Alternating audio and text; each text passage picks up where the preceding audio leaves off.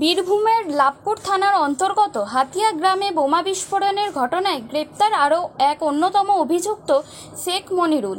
গত 21শে জুন লাভপুরের হাতিয়া গ্রামে বোমা মারতে গিয়ে বিস্ফোরণ ঘটে। সেই বিস্ফোরণের জেরে মৃত্যু হয় মোট 3 জনের। তারপরেই লাভপুর থানার পুলিশ মামলা রুজু করে। এই বোমা বিস্ফোরণের মামলায় এবার লাভপুর পুলিশের হাতে গ্রেপ্তার হলো অন্যতম অভিযুক্ত শেখ মনিরুল। তার বাড়ি লাভপুরের হাতিয়া গ্রামে। বীরভূমের মারগ্রাম থানার অধীনে গাঁজা পাচার কাণ্ডে আগেই গ্রেপ্তার হয় শেখ মনিরুল। তারপর থেকে জেল হেফাজতে ছিল এই অভিযুক্ত।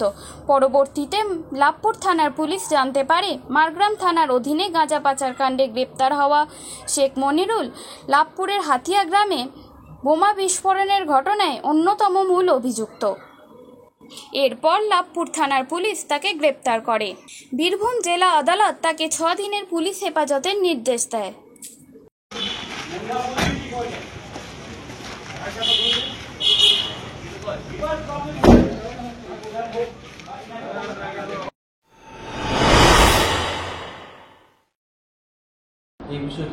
দেখুন, বীরভূম জেলা পুলিশ প্রশাসন অতি সক্রিয় আছে এসব বিষয়ে। আপনাদের জানা আছে বীরভূম জেলার যে 2টি খুন হয়েছে, অলরেডি যারা খুন করেছে তারা অ্যারেস্ট হয়ে গেছে। অর্থাৎ বীরভূম জেলা পুলিশ প্রশাসন অতি সক্রিয় আছে। আপনারা জানেন কিছুদিন আগে আমি যদি নাউডের কথাই বলি, কিন্নাহারে ডাকাতি করতে যারা এসেছিল অন্য জেলা থেকে বা অন্য রাজ্য থেকে, ঝাড়খণ্ড থেকে, তাদেরকে পুলিশ অ্যারেস্ট করেছে। আপনাদের জানা আছে দুবরাজপুরে যারা জাল নোটের কারবার করে তাদেরকে অ্যারেস্ট করেছে। স্বভাবতই বীরভূম জেলা পুলিশ সবসময়ের জন্য সক্রিয় আছে, স্বতঃস্ফূর্তভাবে তারা কাজ করে। তো যে মার্ডার বা যে খুনগুলো হয়েছে তারা কোনো রাজনৈতিক দলের সদস্য বলে আমার জানা নাই। তারা দুষ্কৃতিকারীদের পুলিশ অ্যারেস্ট করবে এবং আইনের বিধান অনুযায়ী তাদের সাজা দেবে, সে পথেই এগোচ্ছে। কোর কমিটির সঙ্গে কি কোনো বৈঠক হওয়ার কথা রয়েছে? এখনও পর্যন্ত আমাদের কাছে সে ধরনের কোনো খবর নেই। তো দিদি বসতে চাইলে বসতে পারেন। কোর কমিটি তিনিই তৈরি করেছেন বীরভূম জেলাকে পরিচালনা করার জন্য। বীরভূম জেলা 11টা বিধানসভাকে কোর কমিটির সদস্যদের মধ্যে ভাগ করে দিয়ে 24শে নির্বাচন তিনিই করেছেন। বীরভূম জেলার অভিভাবকের স্থানে তিনিই বসে আছেন। স্বভাবতই তিনি যেটা করবেন সেটাই হবে এবং সেটা ওনার ওপর ডিপেন্ড করছে। এই বিষয়ে আমরা কিছু মতামত প্রকাশ করতে পারি। এই কোর কমিটির মধ্যে এখনো পর্যন্ত একটা বিভেদ রয়েছে, যেখানে সুদীপ্ত ঘোষ আপনাকে পোস্ট করছে আপনার নাম করে, সে আবার গিরিকে করছে, সেই বিষয়গুলো কি তুলে ধরবে? দেখুন, এ ধরনের খবর আমার কাছে কিছু নেই।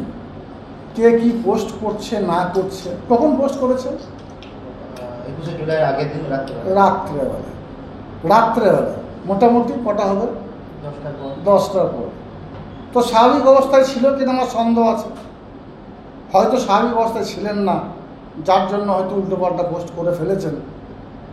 তো আমি দেখি নাই, আমার জানা আপনার কাছ থেকে শুনলাম।